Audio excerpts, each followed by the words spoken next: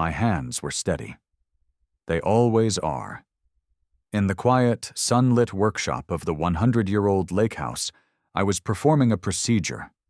Meticulously, with a 1mm soldering tip, I was tracing a microscopic wire on the mainboard of my grandfather's 1940s-era radio. The scent of flux and hot metal mixed with the ancient aroma of the exposed cedar beams and the linseed oil I used to treat the antique workbench. This wasn't a hobby. It was a ritual. For 20 years, my hands were trained to disarm IEDs in the dust of Afghanistan and Iraq. This workshop, this was the place I came to put things back together. This was my sanctuary. The silence was shattered. Not by a knock, but by a banging. A rapid, furious, arrogant assault on the heavy oak door that violated the peace of the lake. I didn't startle. My EOD training had burned the flinch response out of me years ago. My head just lifted, eyes narrowing. I assessed the threat. This wasn't a neighborly visit. This was an intrusion. I calmly placed the soldering iron in its stand, cut the power, and slowly, deliberately, wiped my hands on a clean rag. I could still hear the muffled, high-pitched shouting from the other side of the door, a voice that was pure vinegar. I walked from the workshop, through the living room with its massive stone fireplace, and pulled open the front door. She was vibrating. She stood on my porch as if she owned it, a woman in her late 60s who was a walking personification of entitlement. She was poured into an acid-yellow linen suit that screamed money, but had zero taste. Her hair was a blonde helmet, engineered to withstand a hurricane, and her oversized designer sunglasses were so dark they looked like two black holes. She wasn't holding a clipboard. She was brandishing it, a scepter of her petty authority. Her name, as I would soon learn, was Brenda. She didn't say hello. She didn't introduce herself. She announced, her voice a sharp, nasal instrument that could curdle milk. You have exactly 24 hours to vacate this property. I just looked at her. I said nothing. My silence, the fact I didn't immediately stammer or back down, seemed to enrage her further. I'm a big guy, 6'3", 220 pounds, and my time in the service had left me with a default expression that most people find unsettling. I let the silence hang in the air, thick and heavy. Did you hear me? She shrieked. This structure, she waved a jeweled hand at the house my grandfather had built, is a designated community asset of the Lakeview Estates Homeowners Association, and you, sir, are a trespasser. I let my gaze drift past her, to the weathered private property sign my grandfather had hammered into the massive oak tree at the head of my driveway 50 years ago. Then my eyes settled back on her. I am not, I said, my voice low and flat. This was a mistake. In her world, no one said no. Her face, already pinched, contorted with a fury that was almost comical. I am Brenda, the president of this HOA, and I am telling you, this property was forfeited. You have 24 hours. She shoved a sheaf of papers at my chest. A notice of eviction. I took the papers. My eyes scanned the document. My first thought was that this was a joke. The legal language was wrong. It was aggressive, but it wasn't sound. It was full of bluster, threats of maximum penalties, and typos. It was a document designed to terrify old ladies and the uninformed. It was not a document designed to be read by someone who has had his life depend on reading the fine print of a military ROE. I'd just sunk my entire military disability payout, every last cent of my life savings, into this place, $750,000. This wasn't just a house. It was a fortress. The only place on Earth my grandfather, a Wubby-Twite combat engineer, ever felt at peace. He'd left it to me in his will with a single handwritten note. The land is the only thing that lasts, Jake. Defend it. And I was going to defend it. Before we move forward, comment down from where you're watching right now. This woman, Brenda, thought she was evicting a squatter. She had no idea she had just declared war on a man who dismantled IEDs for a living. She thought she was the one holding the detonator. I kept reading, my expression unchanged. Brenda, mistaking my silence for fear, for weakness, decided to press her advantage. We've been letting this shack sit here as a historical curiosity for years, but now that you're trying to live in it, you've become a liability. It's an eyesore, and it's ours. My eyes caught one line, buried in the third paragraph of her fraudulent notice. All property as delineated in the Lakeview Estates Founding Charter, Map 12A. It was like stepping on a pressure plate. The click in my head was deafening. Map 12A. I knew that designation. My grandfather's workshop wasn't just for radios. It was lined with his old drafting tables, his surveying equipment, and his meticulously kept journals and logs, all bound in leather. He had been one of the original surveyors of this entire county. He drew the first maps. Brenda, with the supreme arrogance of the truly ignorant, had made a fatal, catastrophic mistake. The map she had so helpfully attached to her little eviction threat, the one showing the official boundaries of the Lakeview Estates. She'd just handed me the evidence to destroy her. She'd just handed me the bomb. My gaze lifted from the paper, past her smug, powdered face, and looked down the shoreline. Maybe 500 yards away, gleaming in the sun, stood the brand-new, 3-story HOA Community Center. It was a monument of glass and steel, a hideous architectural carbuncle that looked completely alien against the ancient trees of the lake. I'd wondered how they'd gotten the permits to build it so close to the water. And now I knew. My grandfather's original 1924 deed, the one sitting in a 2-ton fireproof safe 10 feet away from me, didn't just give me this 100-year-old house and the 3 acres it sat on. My grandfather, as payment for surveying the entire region, had been granted the entire shoreline, every rock, every tree, from the county road to the water's edge. A massive parcel of land that, according to the map Brenda had just given me, just so happened to include the exact piece of ground her multi-million-dollar, taxpayer-funded community center was illegally built on. She hadn't just trespassed on my property, she'd built on it. Brenda smirked, a grotesque twisting of her lips. "The sheriff will be here tomorrow at noon. Be gone, or you will be removed." I didn't change my expression. I simply, methodically, folded her eviction notice in half, then in half again, then in half a third time, until it was a small, thick square, and I held it out and handed it back to her. She looked at the paper, then at me, confused. "What is this?" "Brenda," I said. My voice was quiet, almost bored, the one I used right before a controlled detonation, the one that made recruits' blood run cold. "You've made a terrible, terrible mistake, and it's not mine." I closed the heavy oak door in her face.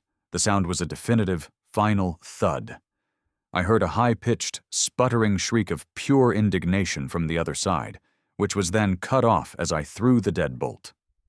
I leaned against the solid wood, the rage a cold, clean fire in my chest.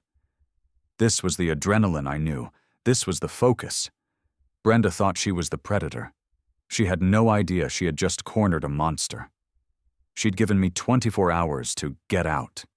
It was more than I needed. My war had finally come home, and I was about to dismantle her entire corrupt world, one wire at a time. I went back to the workshop, but not to the radio. I stood in front of my grandfather's drafting table, a massive block of oak and steel, its surface scarred with a century of honest work. This house, this land, wasn't just a purchase. It was an inheritance of principle. My grandfather, Robert Hayes, was a combat engineer with the 1303rd. He was one of the men who built the bridges that took the Allies into Germany. When he came home, broken in ways he never spoke about, he poured everything he had into this piece of land. He built this house with his own hands, from trees he felled on this property. He ran his surveying company from the very workshop I now stood in. This place wasn't just his sanctuary, it was a fortress built on his own unshakable code. And his one, simple, ironclad instruction, left to me in his will, was, never let the bullies win. Brenda had no idea who she was dealing with. She saw a guy in a t-shirt, a military haircut maybe, and assumed I was just some broken-down vet, easily rolled. She didn't know my specialty. For 20 years, my job in the Army wasn't just EOD. My specialty was complex ordnance. I was the guy they called when the bomb wasn't just a bomb, but a daisy chain of intricate traps, designed to kill the man who tried to disarm it. My entire life was dedicated to tracing hidden wires, identifying pressure plates, and understanding the twisted logic of the man who built the device. I had to think like him, anticipate his moves, and then, with surgical precision, turn his own weapon against him. An HOA, I was quickly realizing, was no different. It was just a low-grade, poorly constructed IED full of tripwires, secondary charges, and a lot of bluster. And Brenda? Brenda had just shown me her entire wiring diagram. What's more, my military career wasn't just spent in the dirt. The Army, in its infinite wisdom, had also paid for my postgraduate degree in forensic engineering. I'd spent years analyzing blast patterns, structural failures, and material fatigue. I understood blueprints on a cellular level. I could read a land survey the way a scholar reads poetry. I knew the precise tensile strength of steel, the load-bearing capacity of concrete, and, more importantly, the legal and structural weak points of any system, whether it was a bridge or a bureaucracy. Brenda hadn't just picked a fight with a soldier. She had picked a fight with a man who had been professionally trained for 2 decades to find the single, critical flaw in a complex system and exploit it to achieve total, catastrophic failure. I opened the fireproof safe, a 3-ton monster my grandfather had cemented into the stone foundation of the workshop. Inside, beneath his service pistol and his dog tags, was the legacy, his journals, his logs, and the original 1924 surveyor's deed, embossed with the county seal, resting in a leather-bound folio. The paper was thick, linen, the ink still a crisp, dark black. I pulled it out, along with the original hand-drawn linen survey maps. I unrolled them on the drafting table. This wasn't a property. This was a parcel. A massive tract of land described not in lot numbers, but in metes and bounds, in iron rod markers, and the great oak at the northern bend of the creek. This was the original foundational document of this entire region. This was the Bible. And I was holding it. My first move wasn't to call a lawyer. My first move was data collection. I needed ground truth. I needed to see what the community knew. I left the house, not with anger, but with purpose. I found him 2 properties down, out on his dock, rigging fishing poles. George. He was in his late 70s, skin like leather, with a Vietnam veteran cap perched on his head. He'd been my grandfather's oldest and closest friend. He'd been the one to hand me the keys when I finally came home. He saw me approaching, and a slow, knowing look crossed his face. He nodded at my house. "Heard the dragon?" I nodded back. "Brenda." George let out a dry, hacking laugh. "That's the one. Been running this lake for 20 years, ever since her husband's construction firm went bust and they had to figure out a new way to grift." I sat on the dock as he talked. He laid out the entire power, structure. Brenda ran the HOA with an iron fist. Her husband, a weak-willed man named Frank, was the treasurer. Her nephew, a local thug, was the compliance officer, the one who did the dirty work, like slashing tires and accidentally breaking windows of residents who fought back. "She's got County Commissioner Davies in her pocket," George said, his voice dropping. "Completely bought and paid for. She funnels HOA dues into his re-election campaign through a phony PAC, and in return, he rubber stamps every permit she wants and sicks the county inspectors on anyone who complains. It's a closed loop, son. A complete racket." Then George's face darkened. He pointed down the shore to a small, immaculate yellow house. "See that place? That's Maria's. Maria Sanchez. Her husband, Carlos, was a Marine. Died of cancer last year. Brenda's HOA is trying to foreclose on her. Fined her $20,000, said the wheelchair ramp Carlos needed violated the aesthetic code. When Maria couldn't pay, they put a lien on her house. She's terrified. She thinks she's going to be homeless in a month." A cold, hard knot formed in my stomach. This wasn't about an eyesore. This wasn't about community assets. This was predation, pure and simple. It was a ghoul feeding on the weak, on the widow of a fellow serviceman. The fight was no longer about my property. It was no longer about my grandfather's legacy. This was now a rescue mission. This was a clearing operation. Brenda wasn't just a bully. She was a predator. She was a cancer that had infected this entire community. And I knew, with the chilling certainty of my profession, that you don't negotiate with a cancer. You don't reason with it. You cut it out. You burn it at the root until not a single malignant cell remains. Brenda and her corrupt little puppet master Davies thought they were untouchable. They had no idea I was about to perform a full forensic audit of their entire pathetic lives. They thought they had the power. I had the original maps. I had the training. And now I had the rage. The game was on. Here is Section 3. Title: HOA Karen tried to evict me from my 100-year-old lake house. Until I found her, HOA was built on my land. Section 3. HOA Power Structure. Word count 1,842.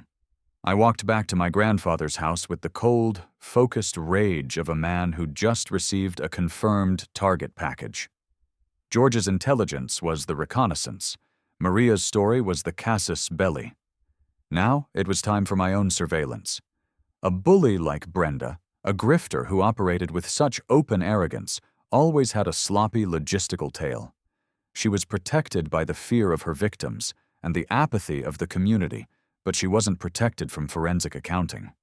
And I am very, very good at following the money. I sat down at my grandfather's oak desk, powered up my laptop, a ruggedized military spec machine that had survived 3 tours, and I went hunting. My first search wasn't for Brenda.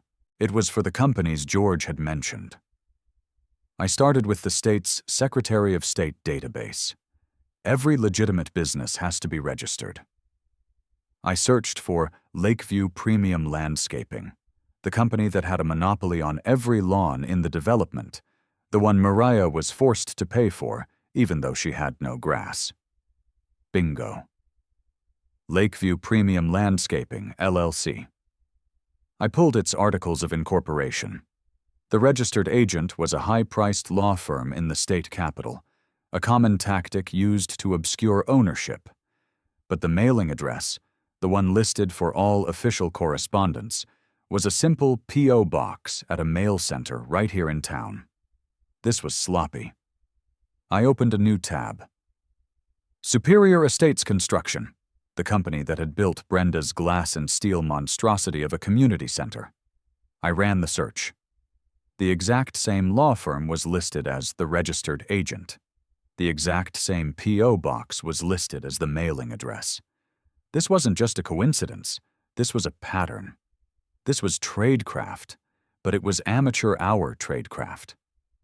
This was an attempt to build a corporate firewall that was about as strong as cardboard. Brenda was the president of the HOA, the entity hiring these companies, but she had created a structure where she, or a proxy, was also the one getting paid. This was a classic, closed-loop embezzlement scheme. She was using the HOA's bank account, funded by the dues of people like Maria, as her personal slush fund. But I needed to connect her directly. A P.O. box wasn't enough. I needed a name. I pivoted to the county's public-facing tax and property database. I pulled the records for the HOA itself, a registered non-profit. I downloaded their most recent public tax filings. The filings, designed to be as opaque as possible, still had to list their board of directors. President, Brenda. Vice President, some local nobody. Secretary, another nobody. And then, Treasurer, Frank, her husband. The man George had called weak-willed. Frank was the one signing the checks. He was the one authorizing payments from the HOA to the P.O. box. Now I had the second half of the equation. I went back to the Secretary of State database and pulled the annual reports for Superior Estates Construction. For the first 3 years of its existence, the managing member was listed as the law firm. But in 2019, they got sloppy. Someone, likely her husband Frank, had filed the annual report themselves instead of paying the lawyers to do it. And on that single, beautiful, catastrophic document, under managing member, he had signed his own name. Frank. The treasurer of the HOA was also the managing member of the construction company the HOA was paying millions of dollars to. This was the smoking gun. This was the detonator. Brenda wasn't just a president. She was the head of a criminal enterprise, using her husband to launder the money. Now, for the shield. Commissioner Davies.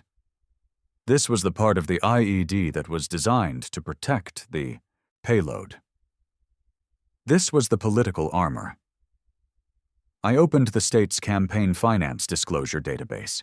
This was all public record, but it was designed to be complex and difficult to search, a maze of data fields meant to discourage casual observers. It wasn't designed to discourage me. I pulled all of Davies's campaign filings for the last 10 years.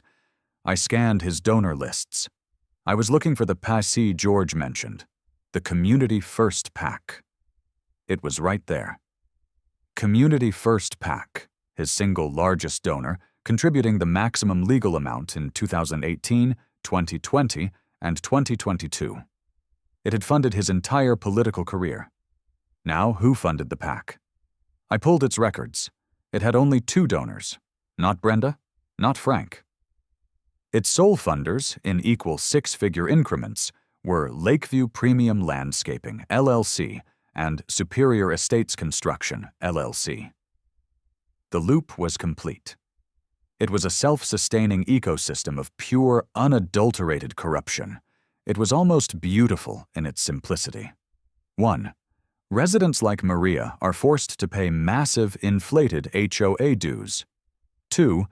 Brenda's husband, Frank, as treasurer, directs those dues to his own construction and landscaping companies for fraudulent, non-existent, or overpriced services.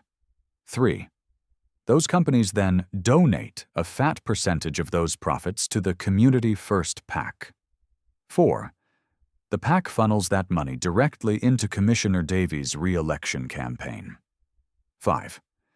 In return, Davies uses his county-level power to rubber stamp every illegal permit Brenda wants, while simultaneously weaponizing the county's code enforcement and sheriff's deputies to harass, intimidate, and destroy any resident who dares to fight back.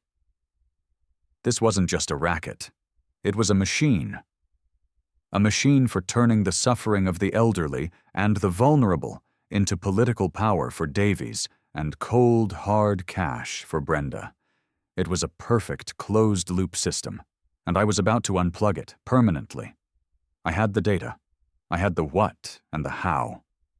Now I needed to face the why. I needed to see Maria. This was the hard part. Data is clean. Data is logical. Human suffering is messy. But I knew I couldn't win this fight, couldn't deserve to win it, unless I was willing to stand with the people she had victimized. I shut down the laptop, grabbed the fraudulent eviction notice Brenda had given me, and walked to the yellow house down the shore. I knocked. The door opened a crack, a chain still on. Maria Sanchez looked out, her eyes wide with fear. She saw me, a 6'3", 220-pound stranger, and she flinched, her hand already moving to close the door. "Ma'am," I said, putting my hand up, but keeping it low, non-threatening. I used my EOD voice, the one that is preternaturally calm, the one that says, "I am not a threat, I am here to help." "Ma'am, my name is Jake Hayes. I'm your new neighbor, the one in the old Thompson house." Her eyes widened slightly. "I'm the one Brenda is trying to evict." The fear in her eyes was replaced by a flicker of something else. Pity, maybe.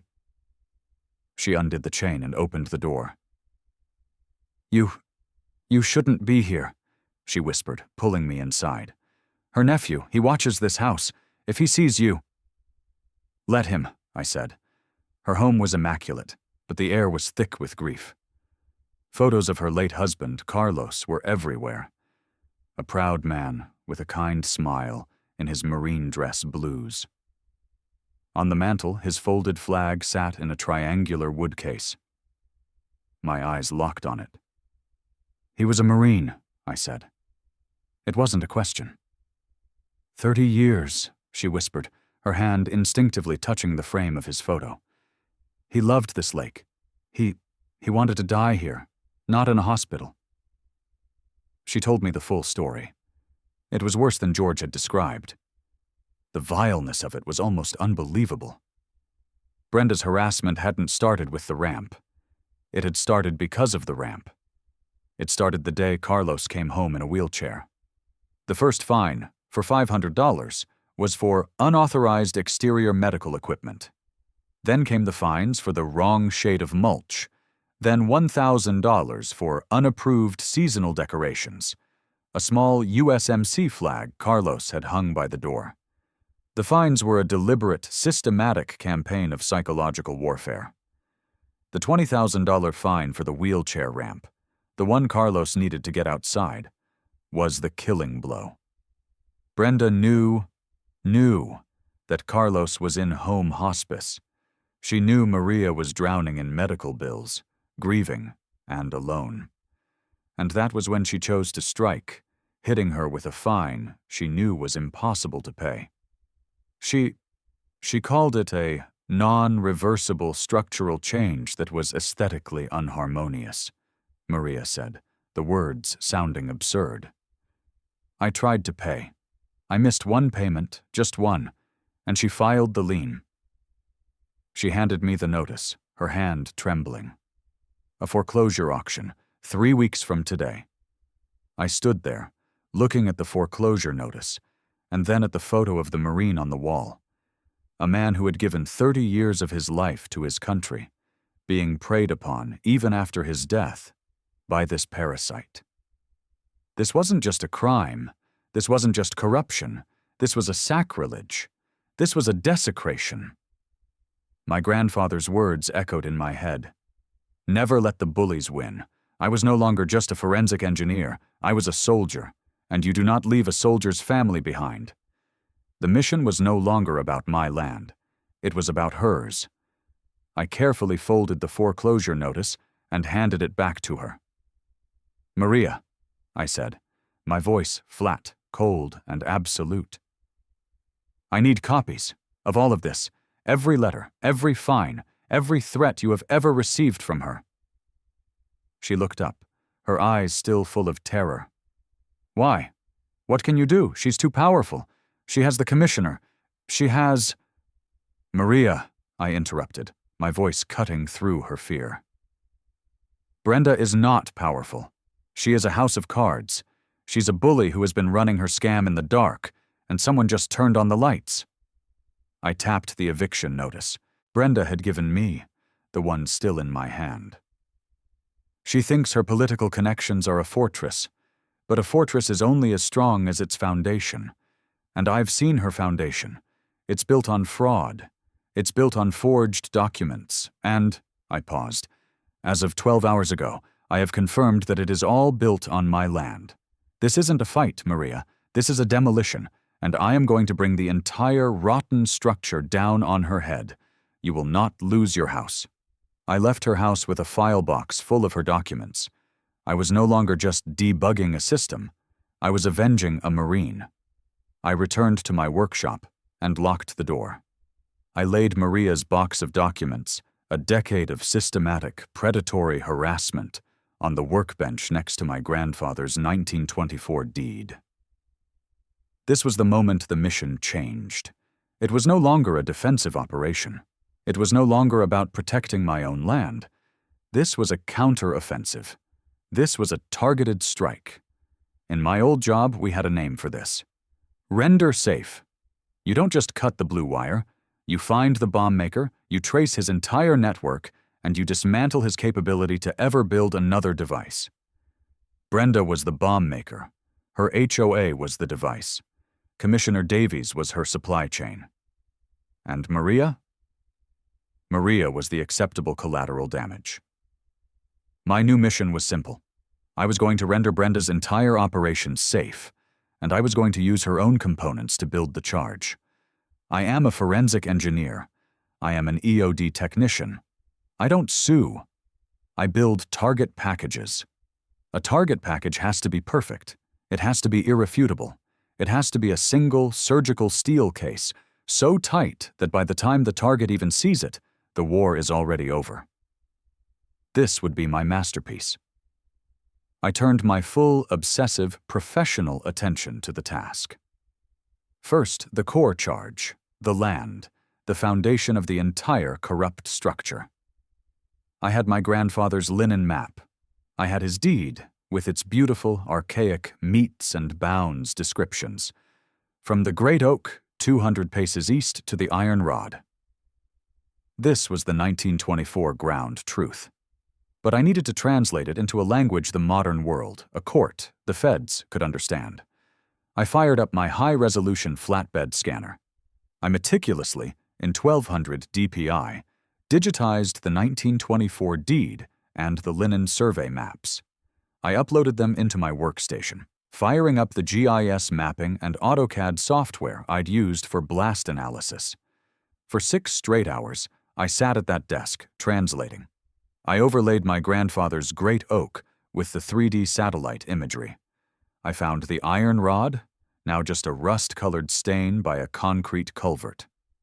I cross-referenced the hand-drawn compass rose with modern GPS coordinates. I was, in essence, resurveying the entire lakefront, using my grandfather's data as the unshakable foundation. As the polygons locked into place, my blood ran cold. The oh-sh-t moment. The moment the scale of the threat reveals itself. I was wrong. It wasn't just the community center. My grandfather's original parcel, the one he had been granted for surveying the county and had never sold, wasn't just the shoreline. It was a massive 120-acre tract. The entire Lakeview Estates development, the million-dollar homes, the landscaped cul-de-sacs, the pristine tennis courts, the grand gated entrance, the main access road, everything was built illegally on my family's land. Brenda hadn't just built her office on my property. She had built her entire kingdom on it. This changed the vector of attack. How do you steal 120 acres? You don't do it by accident. You do it with a conspiracy. This was a multi-decade criminal operation. I needed to find the how. I left the house, my laptop in my bag, and drove to the county seat, to the Records and Deeds office.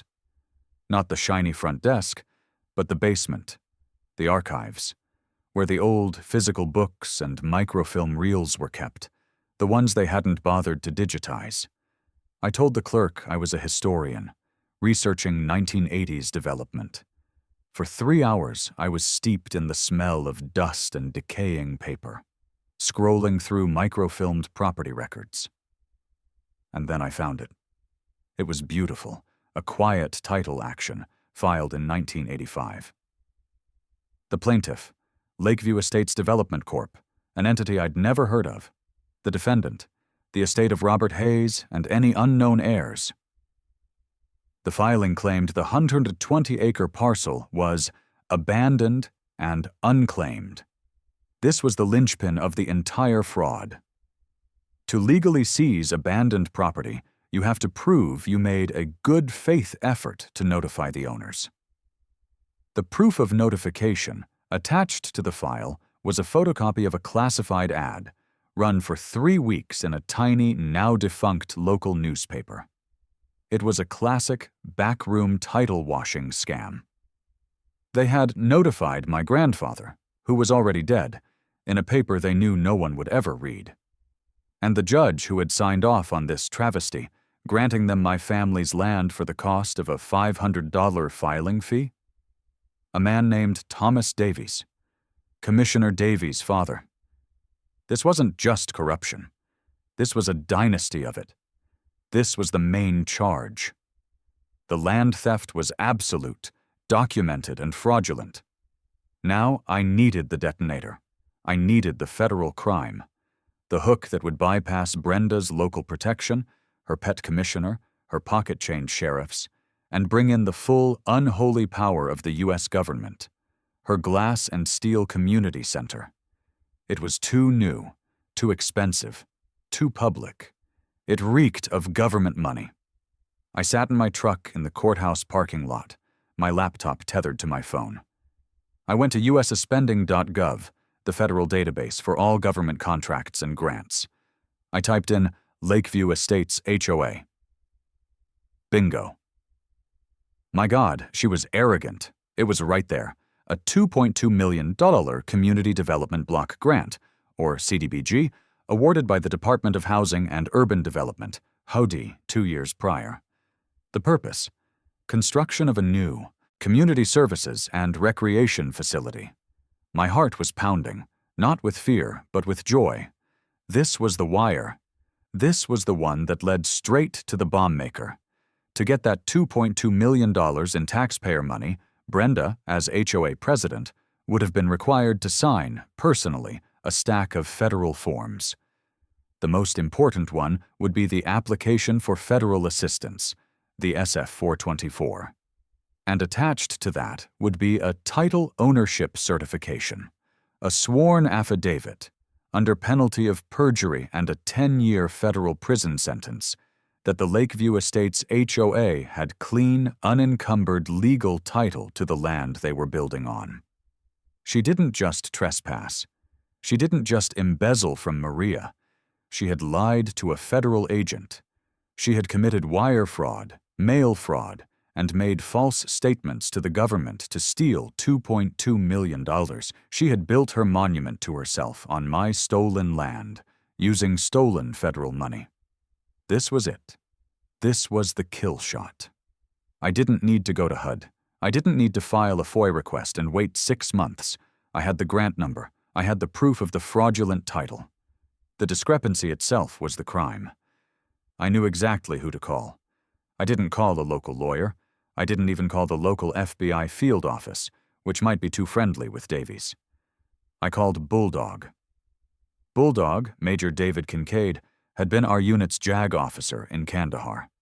He was a man who ate broken glass for breakfast and used the UCMJ, Uniform Code of Military Justice, to bludgeon colonels who messed with his troops. He now worked for a very quiet, very powerful law firm in Washington, D.C., the kind that specialized in government fraud recovery and had a direct line to the Department of Justice. I got him on his cell. He picked up on the second ring. "Jake, you still alive?" "More or less," I said. "I have a situation.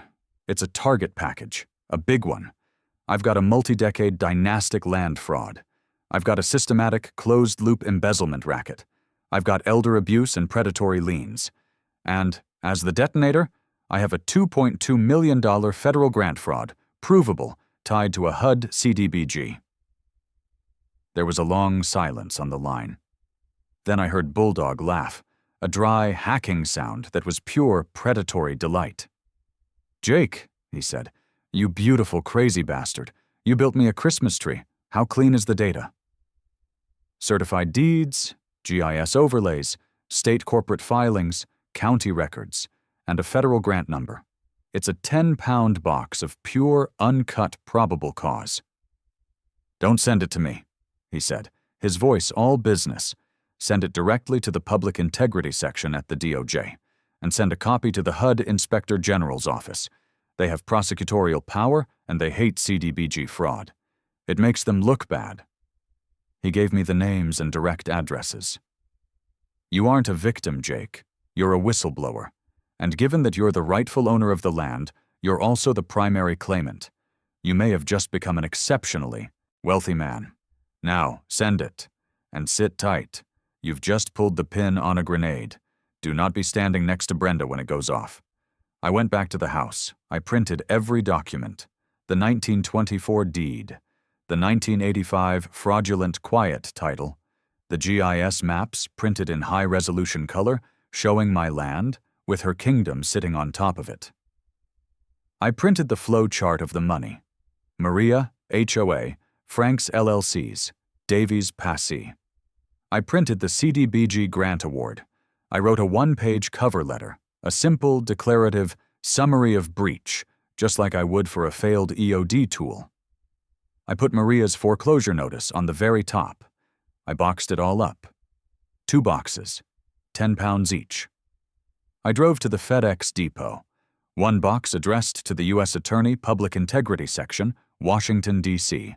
The other to the Office of the Inspector General, Department of Housing and Urban Development. I paid for overnight, first priority shipping. Brenda had given me 24 hours to get out. I had just, with the push of a receipt, given the federal government 24 hours to get in. The fuse was lit. The signal was sent. All I had to do now was wait for the boom. Here is Section 5. Title: HOA Karen tried to evict me from my 100-year-old lake house until I found her. HOA was built on my land. Section 5. Confrontation escalation. Word count 2,367. The FedEx tracking number was a beautiful thing. Package delivered. Signed for by S. Jensen, 10:17 a.m. Est, U.S. DOJ mailroom. Package delivered. Signed for by R. Miles, 10:22 a.m. Est, HUD OIG intake. The charges were set. The primary and secondary fuses were armed. Now I just had to wait for the 24-hour eviction timer Brenda had set for herself to expire. I sat in my grandfather's armchair, facing the front door, drinking a cup of black coffee. I was calm. This was the part of the job I was always good at. The agonizing, silent, adrenaline-soaked wait between setting the charge and the controlled detonation. I was simply waiting for the man with the clipboard to tell me the range was clear. Brenda, in this case, was the man with the clipboard. And she had no idea she was standing on top of the bomb. Noon on the dot. I heard the crunch of tires on the gravel driveway. Not 1 car. 2. I looked through the window. Brenda was climbing out of her white, boat-sized Cadillac, looking smug, her yellow suit replaced by a severe, blood-red one. The second vehicle was a Lake County Sheriff's cruiser. 2 deputies, both large, both wearing the same mirrored sunglasses, climbed out. They were Commissioner Davies' personal goon squad, the muscle he used to enforce his and Brenda's mutual racket. They looked bored. This was, to them, just another routine foreclosure, another old person to kick to the curb. I opened the door before they could bang. I stepped out onto the porch, blocking the doorway with my body. I held my coffee mug in one hand. I was completely relaxed. Brenda's smirk was a masterpiece of condescension. Well, I see you haven't packed. I warned you. She gestured to the deputies. Gentlemen, this is the trespasser. He is to be removed from community property, immediately. The lead deputy, the one with a thick mustache and a thicker neck, stepped forward. He unclipped his radio. Sir, you've been served a legal notice to vacate. You need to come with us." I took a slow sip of coffee. I looked past him at Brenda. "Brenda, you really should have called your lawyer." Then I looked at the deputy. "Officer, before you take another step, you need to ask yourself one question. Who gave you this order?" The deputy's hand paused on its way to the radio. "This is an HOA eviction, sir. We're here to keep the peace." "Are you?" I said, my voice flat, holding his gaze. "Or are you here to execute a fraudulent civil order on behalf of a private citizen?" I leaned forward, just a fraction. "See, I've got my phone on, and I'm on an open line with the Public Integrity section of the Department of Justice. My contact there, an assistant U.S. attorney, is very interested in the chain of command that led to you, a public servant, being used as a private thug to enforce a provably fraudulent document. He's also exceptionally interested in your boss, Commissioner Davies, and his financial relationship with this woman." I nodded at Brenda. "So, by all means, keep the peace, but if you put one foot on this porch, you, personally, will be named as a co-conspirator in a federal RICO case. Your choice." The deputy froze. His eyes flickered from me to his partner and then to Brenda. He didn't understand all the words. RICO, public integrity. But he understood Department of Justice. He understood the tone of absolute, unshakable authority. He was a bully, and bullies are, at their core, cowards. He was suddenly, visibly, calculating his own pension. Brenda's face went from smug to purple. "What is this? What is he talking about? Arrest him. He's threatening me." The deputy took a half step back. "Ma'am," he said, his voice suddenly stripped of all its bravado. "This sounds like a civil matter, a complex civil matter. We're not authorized to get involved in a property dispute if the ownership is in question." "In question?" Brenda shrieked, her voice cracking. "I am the authority here. I told you." "We're peace officers, ma'am," the other deputy said, already walking back to the cruiser. "We don't take sides in a lawsuit. You need to settle this in court." You work for us," Brenda screamed at their backs. "Davies will hear about this. You're finished." The first deputy just tipped his hat to me, his face pale. "Have a nice day, sir." He got in his car, and they left, leaving Brenda alone in my driveway, standing in a cloud of dust and her own impotent fury. She turned to me. The look on her face was no longer just anger. It was a deep, primal, venomous hatred. This was the moment she realized I was not a victim.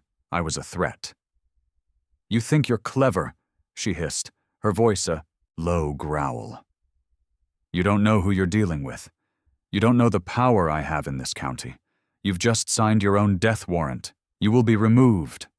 By force." "Get off my land, Brenda," I said, my voice quiet. I didn't raise it. I didn't have to. She stared at me for a long, agonizing 10 seconds, her chest heaving. Then she got in her Cadillac and tore out of the driveway, spitting gravel all over the lawn. The first charge had been defused. The local, legal threat was neutralized. But I knew, just as I knew the properties of C4, that this was not the end. When a bomb maker's primary detonator fails, they don't give up. They go to their secondary. They go to the booby trap. Brenda's legal power had failed. Now she would unleash her illegal power. I spent the rest of the day fortifying. I installed a military-grade encrypted camera system around the perimeter. I field-stripped and cleaned my grandfather's 1911, the one he carried across the Rhine. I checked the locks on the workshop.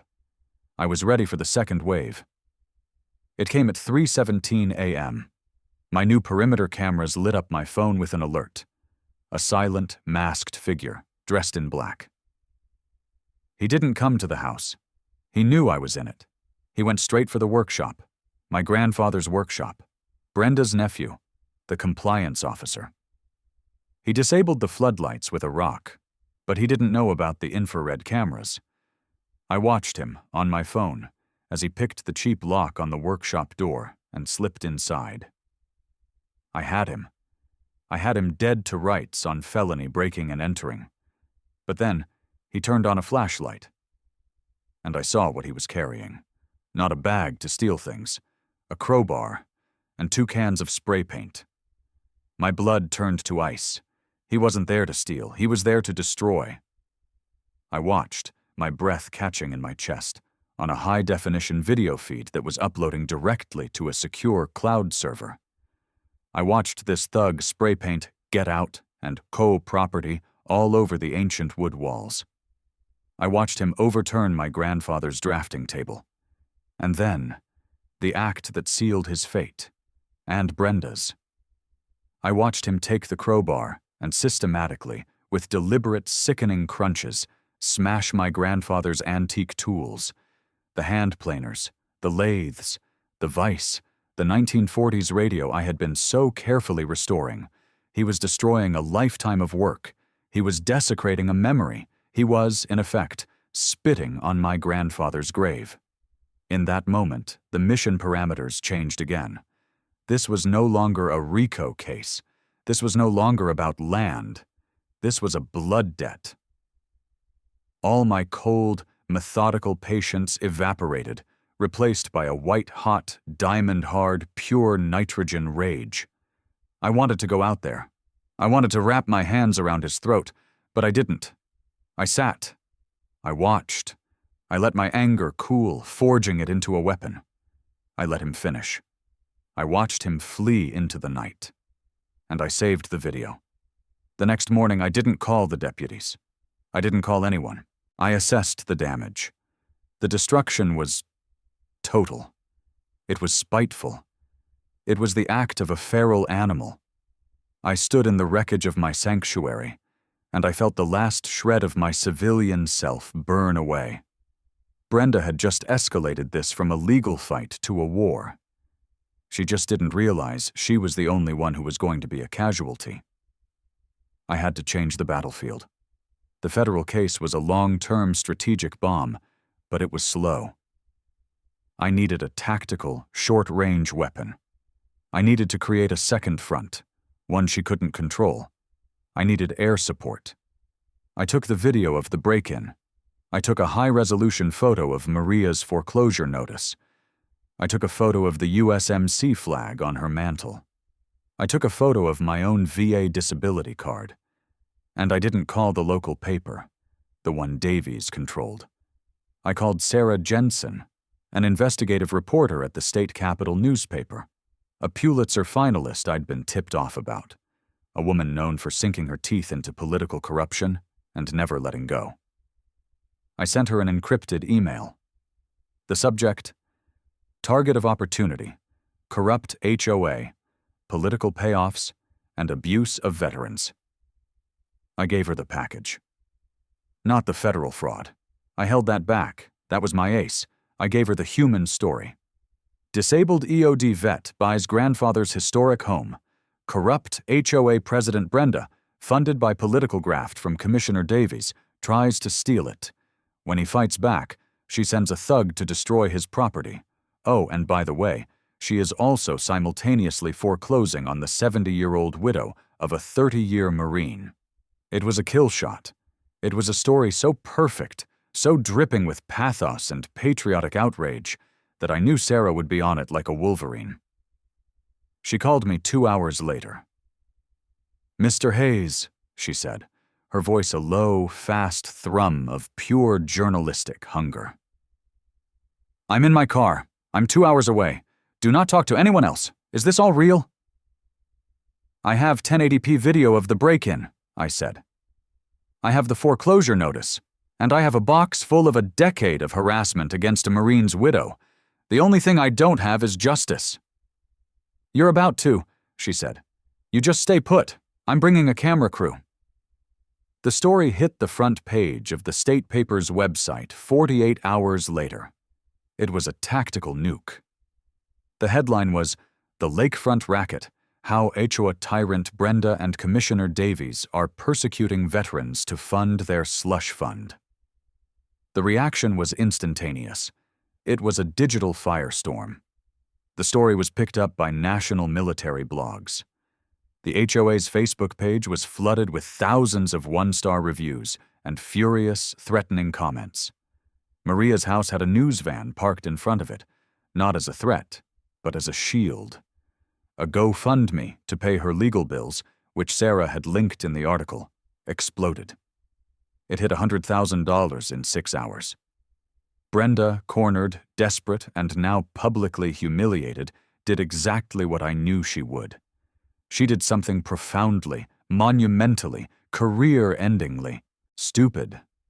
She called an emergency HOA meeting at her prized, glass-walled, illegally built community center. The email, sent to all residents, was leaked to Sarah in minutes. It was a masterpiece of narcissistic rage, painting Brenda as the victim, and me as a disgruntled, mentally unstable, and dangerous outsider who was harassing our community and spreading lies in the media. The meeting, she wrote, was to unify our community and explore all legal options to remove me. I smiled when I read it. This was the ambush. This was the kill box. The night of the meeting, the community center was packed. The media, including Sarah and her crew, were forced to stand outside the glass walls, filming in. Brenda was at the podium, in full-blown tyrant mode, her face a mask of furious indignation. She was mid-rant, screaming about journalistic terrorists and disrespect for our community standards. She was just winding up to the part about me. This man is a danger to us all, and I will not rest. On cue, the main doors at the back of the auditorium swung open. Every head turned. It was me. I was wearing my old service jacket, the one with the EOD patch clearly visible on the shoulder. And I wasn't alone. I was flanked by 2 men in dark, unremarkable, perfectly tailored blue suits. They looked profoundly bored, which is how you know they're the most dangerous men in the room. Brenda stopped, her mouth half open. The room went dead silent. You could hear the air conditioners hum. Get him out of here!" Brenda finally sputtered, pointing a trembling finger at me. "This is a private meeting. He's trespassing." I walked calmly down the center aisle, the 2 men in suits flanking me like an honor guard. I didn't stop until I was at the foot of the podium, looking up at her. I picked up the secondary microphone. "Hello, Brenda." I looked out at the assembled, confused faces of the homeowners. "Good evening, everyone. Brenda is right. This is an important meeting. She's just, as usual, a little confused about why." "Arrest him!" she shrieked at the 2 HOA-hired security guards by the stage, but they weren't moving. They were looking at the 2 men in suits, who were now quietly, almost casually, flashing the gold badges clipped to their belts. I turned back to Brenda. "Brenda, these are special agents from the Office of the Inspector General for the Department of Housing and Urban Development," I said, my voice clear and carrying over the microphone. "They flew in from D.C. this afternoon. They've been reviewing my target pack, my evidence, all day. They have a few simple, routine questions for you." I paused, letting the silence stretch, letting the abject primal terror blossom in her eyes. "They'd like to know about your 2022 SF-424 grant application. They'd like to know about the $2.2 million in federal money you took. And most of all, they'd like you to explain, in detail, how you swore to the United States government that you had clean and clear title to the land that you were building this entire community center on." I tapped my foot on the floor. My land. The boom was no longer coming. The boom was here. The silence in that auditorium was a physical weapon. It was a vacuum, sucking the air, the color, and the last shred of arrogant authority from Brenda's face. She stood at that podium, her mouth open, her eyes locked on the 2 men in suits, and for the first time in her life, she was utterly, completely powerless. The microphone in her hand, which she had used as a scepter to terrorize her neighbors, began to whine, a high-pitched feedback loop that sounded exactly like her own nervous system frying. The two agents from the HUD Inspector General's office hadn't raised their voices. They hadn't flashed a gun. They were the personification of federal gravity, and the light in the room seemed to be bending around them. The taller agent, the one who looked like he hadn't smiled since the Reagan administration, finally spoke. His voice wasn't loud, but it was heavy, crushing all other sound. "Ms. Brenda," he said, and it was not a question. "We need to talk to you. Now, in private. We'll be using your office." What happened next was not an arrest. It was a dissection. It was a simultaneous, multi-agency, combined arms assault that demonstrated a beautiful, terrifying truth. The federal government, while slow to anger, is a beast of unimaginable and unforgiving power when it is finally, properly, pointed in the right direction. As the HUD agents, with a politeness that was more terrifying than any threat, politely and firmly escorted Brenda out of her own community center, which I was now privately referring to as my northern annex, the real show began. This was the retaliation I had been waiting for. This was the sharper edge of the blade, the one I had been honing in my grandfather's workshop. The next morning, at precisely 0600 hours, the real payload detonated all across the county. This was not a singular event. This was a swarm. The target package I had sent to DC had been cloned, cross-referenced, and distributed to every relevant three-letter agency. While the HUD OIG team began the methodical, agonizing process of interviewing Brenda in her own, illegal office, the real storm hit. The FBI. The public corruption unit that Bulldog had aimed at Commissioner Davies made its move. They didn't come to the lake, they hit the source. They executed a signed, sealed, no-knock warrant on Commissioner Davies' county office, rolling in like a flash flood. They didn't just seize files, they seized servers. They seized his hard drives, his personal laptop, every file cabinet, and every phone. It was a full, forensic, unhinged dismantling of his entire political machine. Simultaneously, another FBI team, this one from the White Collar Crime Division, hit the official Lakeview Estates HOA office, the sad little strip mall closet Brenda used as a front. They didn't just take the computers, they took the walls.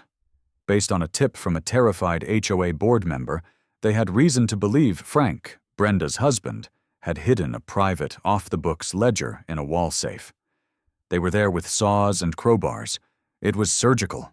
It was total. But the best part? The part that brought me the most profound, bone-deep karmic satisfaction? The IRS. The FBI, as Bulldog had gleefully predicted, shares its data. When the IRS Criminal Investigation Division got a look at the simple, beautiful flowchart I had drawn, the one showing Maria's extortion money flowing from the HOA into Frank's fraudulent LLCs and then being laundered into Davies' Community First PACE, they opened a criminal investigation, not a polite audit, a criminal case for tax evasion, conspiracy, and money laundering. And at 0615, they did the one thing that truly ends a criminal enterprise. They froze the bank accounts, every single one. The HOA's primary operating account, the Landscaping LLC, the Construction LLC, the Community First PAC, all of it, locked down, seized, and impounded as assets of a criminal investigation. Brenda's entire financial empire, the one built on the fines of widows and the dues of the intimidated, had evaporated. It was gone in less than 15 minutes. The machine wasn't just unplugged, it was melted down for slag. And the HUD OIG, my original point of contact? They were the most surgical of all. They weren't just content with indictments. They wanted humiliation. They wanted a deterrent. They issued a federal debarment, the official death penalty for any person or company that does business with the government. Brenda, Frank, Superior Estates Construction, and Lakeview Premium Landscaping were all permanently, irrevocably, and publicly banned from ever bidding on or receiving a single cent of federal money again. They had been blacklisted, by name, from the very system they had tried to grift. This was better than prison. This was a public, financial execution, a scarlet letter that would follow them for the rest of their lives. The federal case was the hammer. It was the airstrike. Now it was time for the ground assault, my personal civil case stiletto. I had Bulldog and his entire DC firm, who were now, after seeing the evidence and the federal response, salivating at the chance to represent me, not just for a fee, but on a contingency basis that would make them all rich. I didn't file a lawsuit. I didn't sue for trespassing. That was for amateurs. That was what Brenda would have done. I had them file a massive 480-page RICO lawsuit, a Racketeer-Influenced and Corrupt Organizations Act case. This was the beast mode of all legal weapons, the nuclear bomb of civil litigation, the one designed to take down the mafia. I was the lead plaintiff, but I wasn't the only one. This was my masterstroke. I brought Maria Sanchez, the Marine's widow, in as the second plaintiff. I brought George, my grandfather's friend, in as the third. I brought in 12 other families, victims I had found, victims who had come forward after Sarah's article, all of whom Brenda had systematically harassed, fined, and leaned over the past decade. We weren't just a lawsuit. We were a class action army. We were a battalion of the wronged, and we were coming for blood. The RICO filing was a work of art. It named Brenda as the head of the criminal enterprise.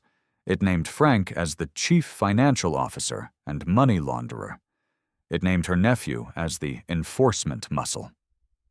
And, in the best legal move of all, the one that made Bulldog cackle with unholy glee, we named the suspended Commissioner Davies as a key co-conspirator and political shield in the criminal enterprise to illegally seize property, defraud homeowners, and conspire against the United States government. We didn't just ask for damages. We asked for treble damages, 3 times the amount stolen. We asked for the complete and total dissolution of the Lakeview Estates HOA. And we asked for the immediate, legal, and court-ordered reversion of the 120-acre parcel of stolen land, including all structures and improvements built upon it, to its one true, legal, and original owner: me. The Lakeview Estates HOA, as a functional entity, ceased to exist that day. It was decapitated, its finances were frozen, its political protection was in its own jail cell, and its entire legal foundation was now being claimed by a hostile force. The community was in chaos. The homeowners, the silent majority who had put up with Brenda's tyranny for years, were suddenly furious. Not at me. At her. They realized in a tidal wave of cold, dawning horror that the leader they had trusted had not only stolen from them, but had built their entire community, their million-dollar homes, their property values, their futures, on a fraudulent foundation that was, legally, about to be repossessed by a man with an EOD patch and an army of DC lawyers. The panic was beautiful to watch. The county, desperate to distance itself from the incinerated reputation of Commissioner Davies, immediately caved. They convened an emergency session and appointed a third-party receiver, a court-appointed attorney, to manage the HOA's catastrophic collapse and assess its assets and liabilities. The receiver's very first phone call, according to the public court docket, was to my attorney, Bulldog. The question was simple, desperate, and exactly what I had been waiting for. "Mr. Kincaid," the receiver said, "we have an insolvent, non-functional, and possibly criminal organization here with hundreds of homeowners in legal jeopardy. Please, just tell us, what exactly does your client want?" Brenda thought she was evicting me. She had no idea that her entire community, her entire life's work, the very ground she stood on, was now legally mine to command. The war was over. The negotiation for her total, unconditional, and humiliating surrender was about to begin. Brenda's trial was a formality. It was a joke. It was the procedural, bureaucratic last step in a war that had already been won. The federal government does not, as a rule, bring a case to trial unless it has a 100% chance of victory. And the case against Brenda, built on the rock-solid foundation of my target package, was the best case they'd had in a decade. The prosecution didn't just have a smoking gun. They had an entire arsenal.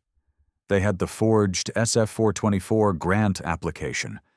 They had the 1985 fraudulent quiet title action. They had the bank records, the flow charts, the tax returns, the video of her nephew's criminal vandalism, and the testimony of 12 families she had systematically, criminally terrorized. Her defense, that she was just a concerned citizen working for the betterment of the community, evaporated under the white-hot light of her own bank statements. The jury, a panel of simple, decent, local citizens, looked at her with a kind of fascinated, cold disgust. They deliberated for less than 30 minutes. It was a beast of a verdict. Guilty. On all counts. Wire fraud, mail fraud, conspiracy to commit money laundering, tax evasion, and, thanks to the evidence from Maria's case, multiple counts of felony elder abuse-related financial crimes. The sentencing was a masterpiece of legal and karmic retribution. The federal judge, a stern woman with zero patience for predators, looked down at Brenda from the bench. She didn't just read the sentence, she delivered a sermon. She called Brenda's actions a cancer on the very concept of community. She called her a ghoul who preyed on the most vulnerable, wrapping her greed in the flag of neighborhood values. And then she delivered the sharper justice I had been waiting for. It wasn't just prison, it was restitution. Brenda was sentenced to 15 years in federal prison. 15 years, with no possibility of parole. Her husband, Frank, who had pathetically tried to claim he was just following his wife's orders, got 8 years for his role in the money laundering. Her nephew, the thug with the crowbar, got 5 years in state prison for the vandalism, burglary, and a string of other compliance actions that were now reclassified as the felonies they always were. But the prison time was only the appetizer. The main course was the money. The judge ordered them, jointly and severally, to pay $2.2 million in restitution back to the Department of Housing and Urban Development. And then she turned to the civil RICO suit. Our RICO case had been paused, pending the outcome of the criminal trial. The moment the guilty verdict came in, the judge on the civil case granted our motion for summary judgment. The criminal enterprise was no longer an allegation. It was a matter of established federal fact. And under the rules of RICO, that meant one thing: treble damages. The court-appointed receiver, using the forensic accounting from the IRS, calculated the total amount Brenda's machine had stolen from the community through inflated dues, fraudulent fines, and embezzlement at $4.1 million. The judge took that number, multiplied it by 3, and awarded our class action lawsuit $12.3 million. And then came the best part: the land. The judge, in a ruling that made legal history in the state, declared the 1985 quiet title action, the one that had stolen my family's land, to be a product of demonstrable dynastic fraud. She voided it. With a single stamp of her gavel, the 1985 title was erased. The entire 120-acre parcel and every improvement upon it, the gated entrance, the roads, the tennis courts, the 12 homes, and the Glass and Steel Community Center, legally reverted to the last legitimate deed on file, the 1924 surveyor's deed, held by the estate of Robert Hayes, and now by me. The victory was not just total, it was biblical. I owned everything. The entire corrupt, rotten kingdom was now, legally, my property. Commissioner Davies, the Shield, had been the first to fall. Facing the irrefutable evidence from the FBI raid and the certainty of a federal indictment, he had taken a plea deal. He resigned in utter disgrace, pled guilty to 1 count of conspiracy to commit wire fraud, and was sentenced to 3 years in a minimum security federal prison. He was a broken, ruined man before Brenda even saw a jury. His political machine was dismantled, his name a local synonym for crook. The shield was broken, the armor shattered. The community was in chaos. The homeowners, the ones who had lived in those 12 houses on my land, were now, technically, trespassers. They were panicked. They were the ones who had silently stood by while Brenda terrorized Maria. They had enjoyed the high property values her tyranny had created. And now, they faced total ruin. They, and the receiver for the now dissolved HOA, came to me, hats in hand, terrified. They were expecting me to be another Brenda. They were expecting me to evict them, to sell their homes out from under them, to become the new tyrant. They had no idea who my grandfather was. They had no idea what his code meant. We met at the community center. My community center. I stood at the podium where Brenda had shrieked her lies. The room was packed with the terrified homeowners and the families from my RICO suit. I looked at Maria. She was in the front row, a look of profound, quiet strength on her face.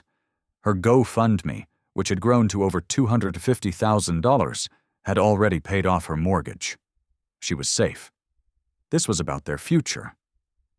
I laid out the terms. They were not negotiations. They were the new law. First, I said, the old HOA is dead.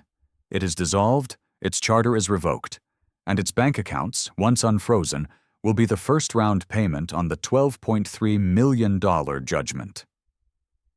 Second, to Maria Sanchez, and to every other family in this room who was a victim of Brenda's fines, you will be paid first.